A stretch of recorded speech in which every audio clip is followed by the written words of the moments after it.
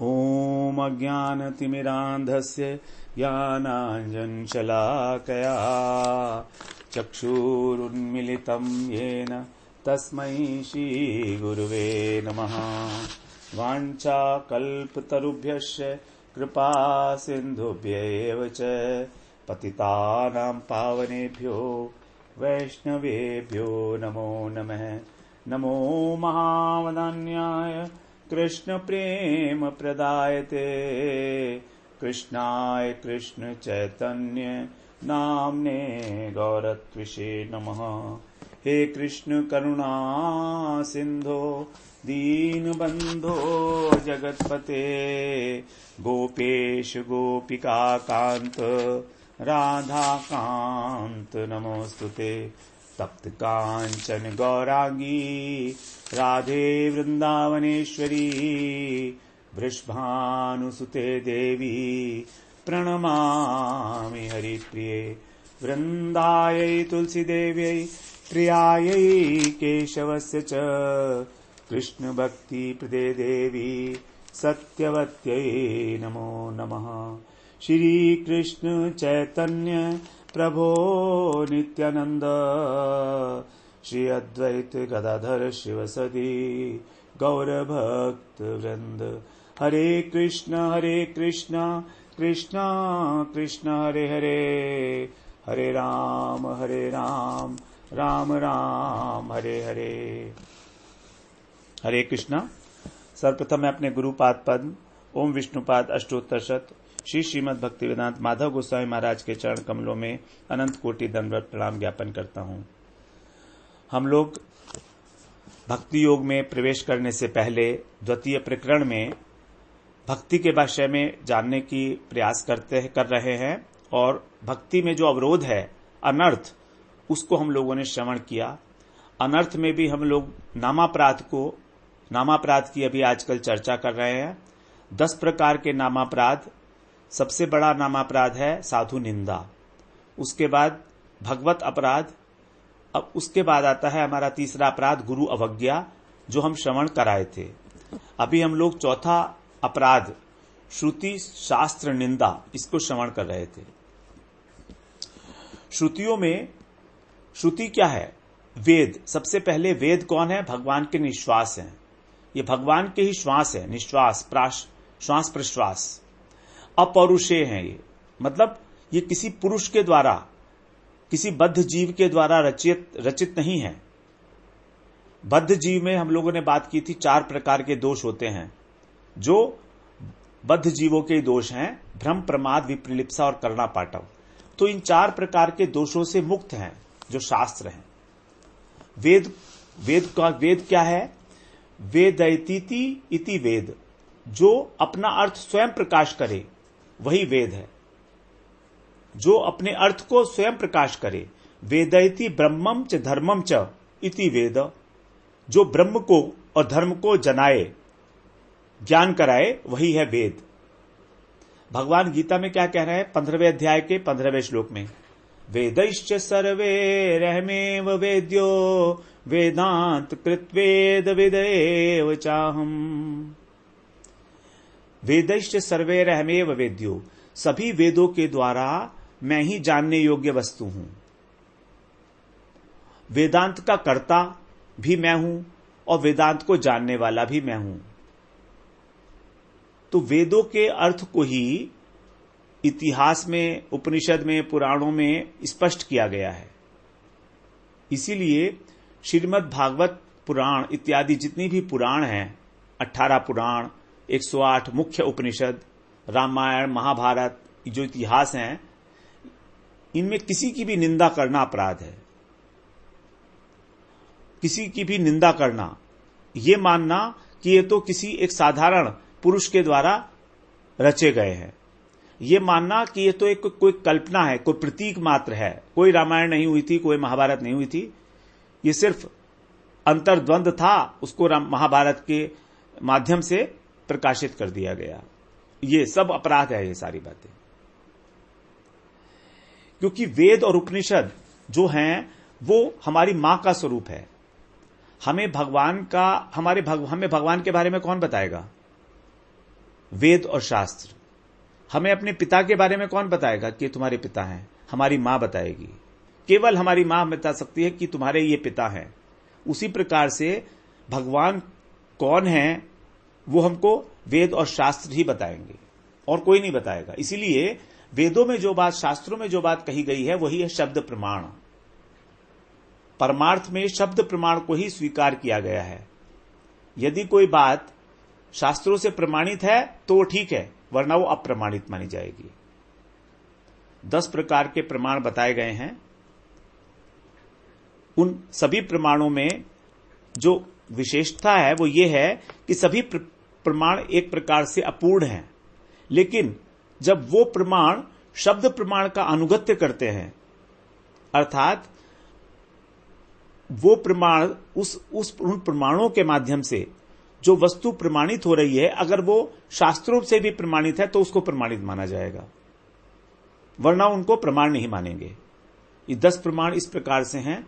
प्रत्यक्ष का मतलब जो हम आंखों से देखते हैं, साक्षात दर्शन करते हैं। अनुमान कर लेना किसी चीज के बारे में। आश का मतलब है हमारे जो ऋषि लोग हैं उन्होंने जो बात कही है। उपमान, किसी वस्तु की उपमा देना। अर्थापत्ति, अभाव, संभव, ऐतिह्य, चेष्टा और शब्द। तो शब्द प्रमाण जो है 10वां प्रमाण वही है मेन। और श्रीमद् भागवत पुराण क्या है? वो तो भगवान का साक्षात विग्रह है, शब्दमय विग्रह है भगवान का, वाग्मय स्वरूप, जो कलयुग में अवतीर्ण हुआ केवल हमारा अंधकार दूर करने के लिए। तो जब भगवान ने देखा कि जीव मेरे विमुख हो गया है, तब उन्होंने वेदों को प्रकाशित किया, जिनके माध्यम से, और फिर वेदों को हम समझ नहीं पाए। जब वेदों को नहीं समझ पाए तो उन्होंने अपने निज जनों को भेजा, गुरु वर्गों को भेजा, आचार्यों को भेजा। उन्होंने महर्षि वेद व्यास आए, उन्होंने 4 वेद बनाए। फिर अनेक ऋषि आए, उन्होंने सबने उपनिषद लिखे। फिर उनका संकलन किया महर्षि वेद व्यास जी ने वेदांत सूत्र के रूप में। 550 सूत्रों का एक संग्रह किया। उसके बाद 18 पुराणों की रचना की, महाभारत की रचना की, वाल्मीकि जी ने रामायण की रचना की।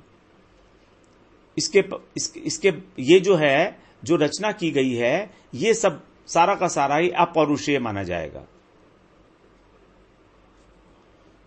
तो इसके द्वारा हम लोग भगवान के साथ अपना संबंध जान सकते हैं कि हम कौन हैं, हमारा कर्तव्य क्या है। इसीलिए वेद, शास्त्र, श्रुति निंदा एक बहुत बड़ा अपराध है। अगर हमारे को शास्त्रों में श्रद्धा नहीं है तो परमार्थ क्या हमारा? फिर तो कोई मतलब ही नहीं है किसी बात का भी।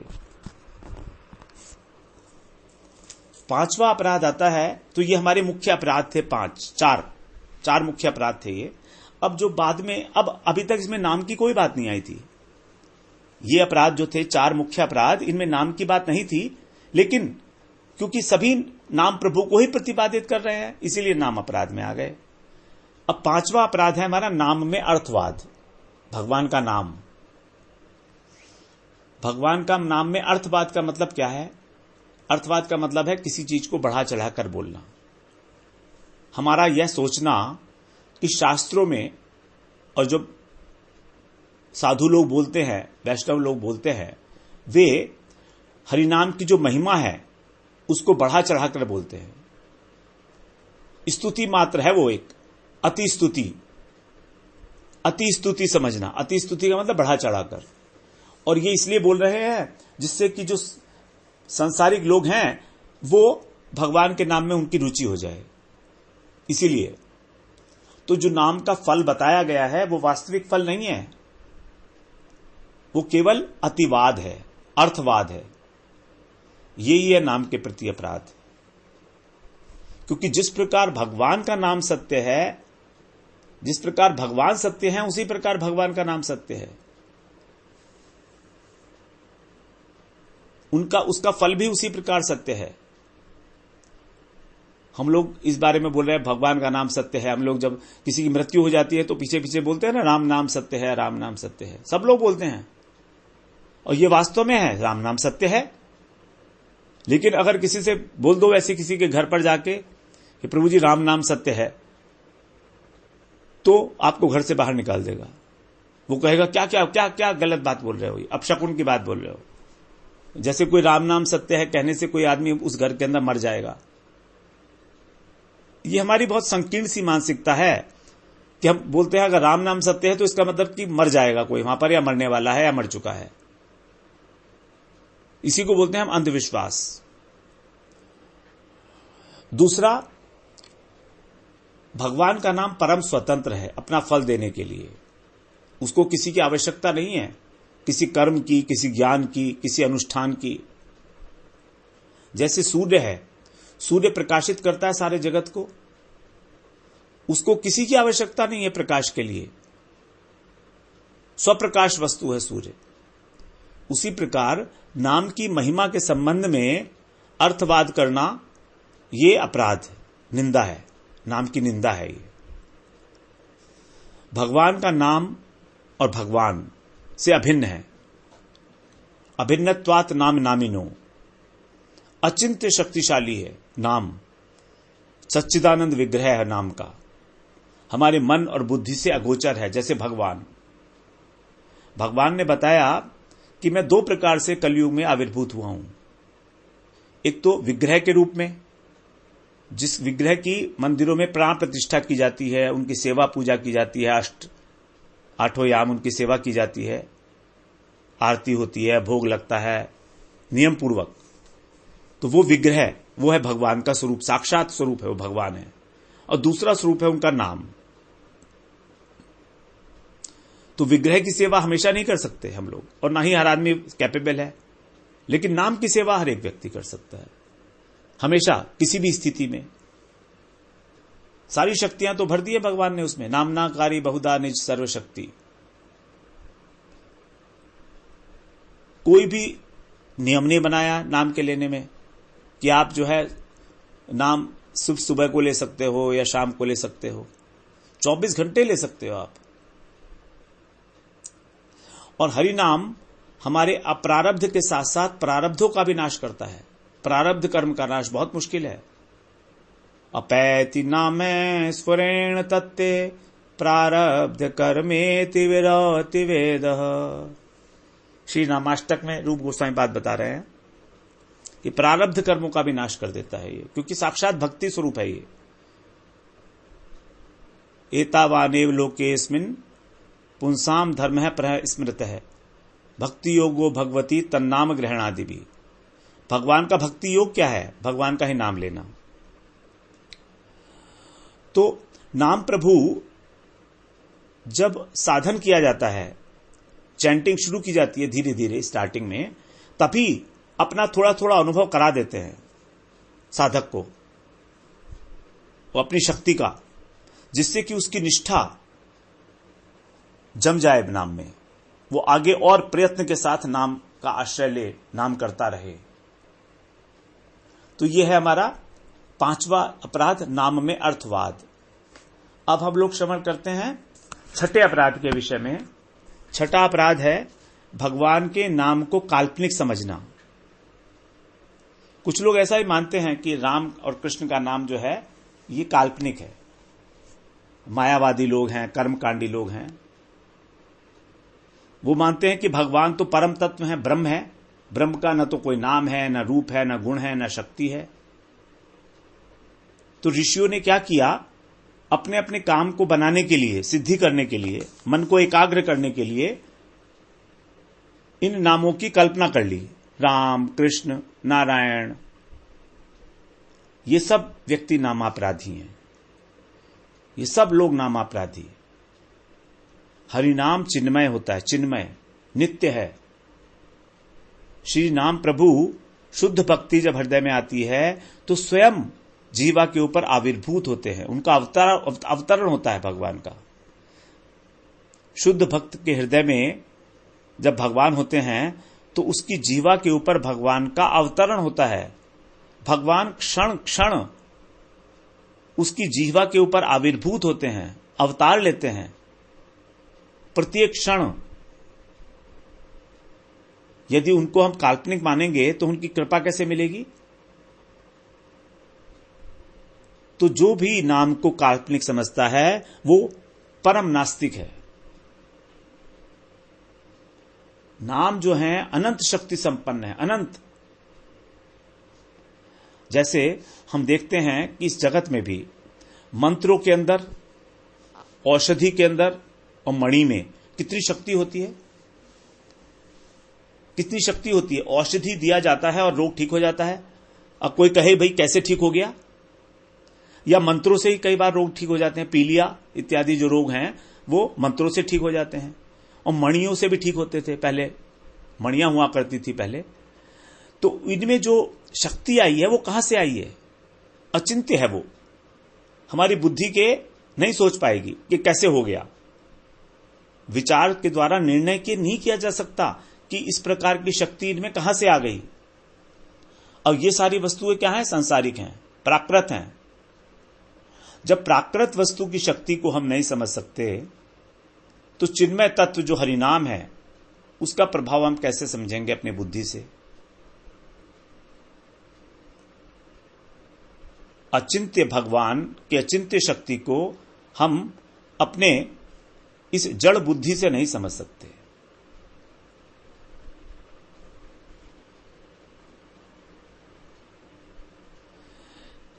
शास्त्र में बताया है, अचिंत्या खलु ये भावा न तांस तर्केण योजयेत प्रकृतिभ्य परम यस्तु तद अचिंतस्य लक्षणम। कि जो विषय अचिंत्य हैं, भगवदीय विषय है, उसमें तर्क की योजना मत करो, उसमें तर्क मत लगाओ बुद्धि का। जो प्रकृति से अतीत है वो अचिंत्य है। अचिंत्य का मतलब ही क्या है? अचिंत्य, जो चिंता का विषय हो ही नहीं सकता।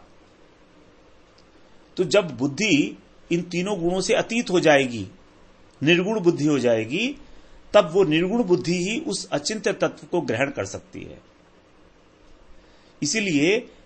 इसीलिए इस विषय के अंदर सबसे अधिक आवश्यकता है दृढ़ विश्वास और श्रद्धा की।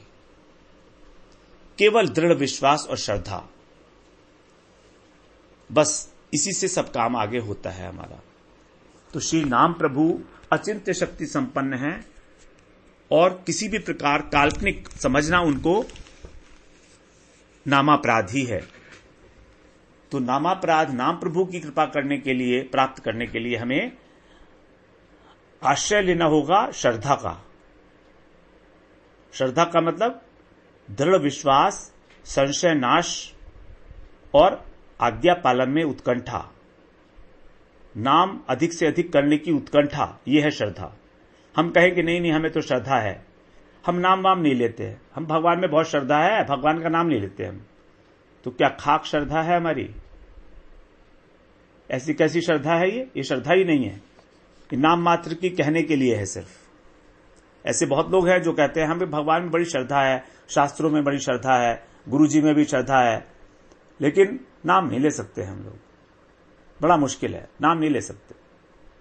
हरे कृष्णा कृष्णा कृष्णा, क्या होगा इससे, क्या होगा इससे, ऐसा पूछते हैं, ऐसा कहते हैं। ये सब अनादर है नाम प्रभु का। उनके हृदय में कैसे हरिनाम स्फुरित होंगे, कैसे भगवान उनके हृदय में आएंगे? भगवान ने कहा है ना, मैं तो आने के लिए तैयार बैठा हूं। सद्यो हृदय अवरुध्यते अत्र कृति भी शुश्रूषुभि तत्क्षणात्। जो श्रीमद् भागवत को श्रवण करने की इच्छा मात्र करता है, मैं उसके हृदय के अंदर आकर बैठ जाता हूं। तो क्या ऐसे व्यक्ति के हृदय में आएंगे? नहीं आएंगे। तभी बोला कृति भी माने जो परम सुकृतिवान है, जिसकी भक्ति उन्मुखी सुकृति है, जिसको पूर्ण श्रद्धा है भगवान के ऊपर, विश्वास है नाम प्रभु के ऊपर, उसके हृदय में भगवान आकर विराजमान होते हैं।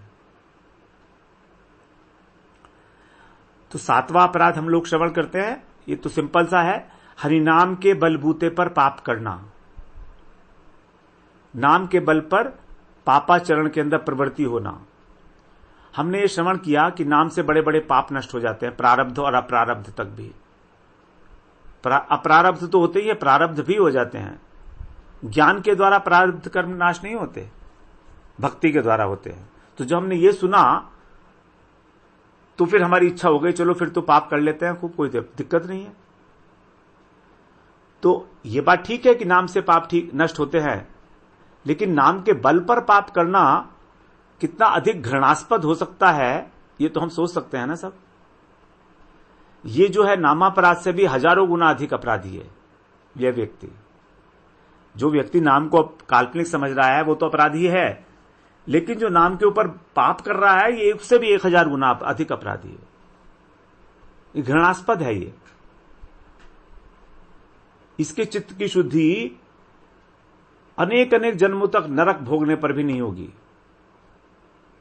चाहे वो कितना ही यम नियम आसन करता रहे, धारणा ध्यान कुछ भी करता रहे, इसकी दुर्गति तो अवश्यम भावी है। नाम लेने से 3 प्रकार के जो क्लेश हैं, पाप, पापी, बीज और अविद्या, इन सब का नाश हो जाता है। पाप जो है 2 प्रकार के, प्रारब्ध और अप्रारब्ध। पाप बीज का मतलब है पाप करने की वासना, पाप करने की इच्छा, यह भी दूर हो जाती है। और अविद्या का मतलब है 5 प्रकार के क्लेश जो हम लोगों ने अनर्थ में श्रवण किए थे, अविद्या, अस्मिता, राग, द्वेष और अभिनिवेश, ये भी दूर हो जाते हैं। लेकिन यदि असावधानी पूर्वक कोई पाप हो जाए, नाम लेते लेते असावधानी से बिना हमारी जानकारी के कोई पाप हो गया, तो फिर हमको प्रायश्चित की आवश्यकता नहीं है उसके, क्योंकि हम नाम ले रहे हैं तो नाम ही उसको पाप को नष्ट कर देगा। और ऐसा कहा जाता है शास्त्रों में कि जो एक पापी जीवन भर उतने पाप नहीं कर सकता जितनी शक्ति नाम में पाप को नष्ट करने की है। और हम जानते हैं वाल्मीकि भय ब्रह्म समाना, उल्टा नाम जपत हरि लीना, मरा मरा मरा मरा करके। और वाल्मीकि कौन थे? रत्नाकर डाकू।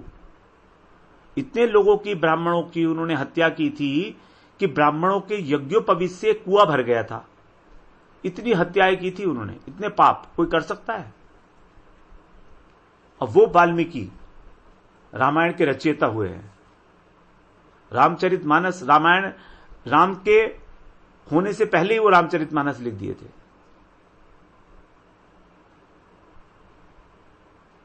तो नाम जो है वही पाप नष्ट करता है जो हमसे अनजाने में हो गए हैं। पाप और अपराध तो हम लोग श्रवण कर ही चुके हैं। जो शरीर धर्म में, देह धर्म में स्थित है, उसके प्रति किसी प्रकार की हिंसा, उसको बोलते हैं पाप। और जो आत्मधर्म में स्थित है अथवा आत्मधर्म में स्थित होने के लिए प्रयासरत है, उसको प्रति किसी भी प्रकार की हिंसा, कायन मनसा वाचा, उसको बोलते हैं अपराध। तो परमार्थ में अपराध ही सबसे ज्यादा खतरनाक है, क्योंकि ये भगवान के प्रेम को हमसे दूर कर देता है। अब भगवान का प्रेम ही दूर हो गया तो फिर क्या रह गया? इस प्रकार से हम लोगों ने श्रवण किया 7वां अपराध है। अभी हम लोग बात करते हैं 8वें अपराध के विषय में। अन्य शुभ कर्मों को की साथ हरिनाम की तुलना करना, समता करना कि समान है। धर्म कर्म जितने हैं, धर्म, व्रत, त्याग, यज्ञ, तीर्थ, माता पिता की सेवा, देश की सेवा, देवताओं की सेवा, ज्ञान, अष्टांग योग, प्रायश्चित, वर्णाश्रम धर्म, ये सब जड़ीय कर्म है। जड़ीय क्योंकि इनका आधार शरीर है, जड़ आधार, जड़ शरीर है। और इसको, इनके फल को भगवान के नाम के फल के बराबर समझना यह अपराध है। क्योंकि भगवान का नाम है चिन्मय, शुद्ध सत्व, सच्चिदानंद। उसका फल है नित्य फल है उसका। और जड़ीय फलों का, जड़ीय जो कर्म है, इनका क्या फल है? अधिक से अधिक चित्त शुद्धि, अधिक से अधिक, बस। तो नाम और नामी ये दोनों अभिन्न हैं। इसीलिए जब हम नाम के फल को इन जड़ीय कर्मों के बराबर रखते हैं, तो इसका मतलब है कि हमने भगवान को भी जड़ समझ लिया। नाम भगवान का अवतार है, साक्षात अवतार है। नाम कभी भी हमारी जड़ जीवा के ऊपर नहीं आता है। हम लोग प्रयास करते हैं लेकिन नाम आविर्भूत नहीं होता है। तो जब एक भक्त की जो इंद्रियां हैं वो भगवान की सेवा के उन्मुख हो जाती हैं, सेवोन्मुख इंद्रियां, तब उसके अंदर शुद्ध नाम स्फुरित होता है जीवा के ऊपर, तब वो नृत्य करता है। जब जीव के हृदय में कृष्ण के प्रति सेवा प्रवृत्ति जाग जाती है, कृष्ण की प्रीति आ जाती है, कृष्ण के प्रति, कृष्ण ही उसके एक बाद प्रेमास्पद हो जाते हैं, प्रेम के विषय हो जाते हैं उसके।